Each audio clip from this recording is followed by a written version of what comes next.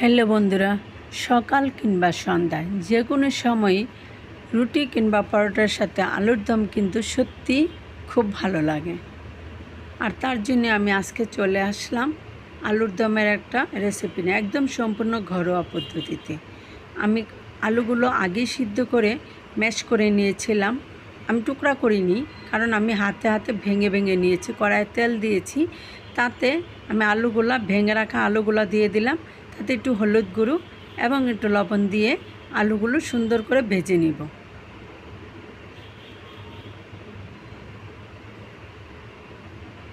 আর ওইদিকে একটা বাটিতে আমি লবণ, হলুদ, মরিচ গুঁড়ো, ধনে গুঁড়ো, জিরে গুঁড়ো দিয়ে একটু পরিমাণ মতন জল দিয়ে ব্যাটারটা একটু করে নিব, যাতে মশলাটা নরম হয়ে আসে। আর ওদিক দিয়ে আমার আলুটা প্রায় ভাজা ভাজা হয়ে গিয়েছে। আমি আর দুই একটা নাড়াচাড়া করে নামিয়ে নেব। এই তো নামিয়ে নিলাম।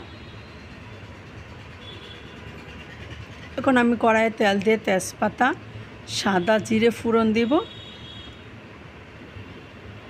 আগে থেকে ম্যাশ করে রাখা। আর এই দিক দিয়ে দেখুন, আমার বারান্দা, আমি রান্নাঘরে ঢুকলে তো আমার এই পরিবেশটা খুবই ভালো লাগে। আর এদিক দিয়ে আমার আগে থেকে ম্যাশ করে রাখা যে মশলার ব্যাটারটা ছিল, ওইটা দিয়ে আমি নাড়াচাড়া করে নিয়েছি যতক্ষণ পর্যন্ত না তেলটা উপরে চলে আসে। তেলটা উপরে আসার পর আমি আলুগুলা দিয়ে দিলাম ভেজে রাখা। আচ্ছা, এখন আমি এটাতে একটু পরিমাণ মতন জল দিব। জলটা অত বেশিও দিব না, কমও দিব না, কারণ আলু কিংবা লুচি দিয়ে খাওয়ার জন্য এই ব্যাটারটা ঝোলটা একটু গাঢ় গাঢ় টাইপের হয়। আমার বাইরের পরিবেশটা তো আপনাদেরকে আমি বলবো।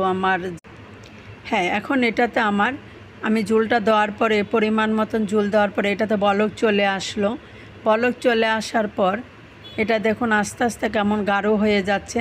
কারণ লুচি কিংবা পরোটা দিয়ে খাওয়ার জন্য ঝোলটা আমার পারফেক্ট হতে হবে।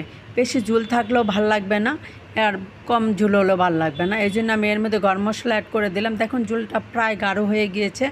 এখন আমি নামিয়ে নিব। হয়ে গেল আমার আলুর দম রেসিপি। আর ওই দিক দিয়ে আমার আগে থেকে লুচি বানানো ছিল, এখন শুধু আমরা খাবো। সবার কেমন লাগলো অবশ্যই কমেন্টে বলবেন।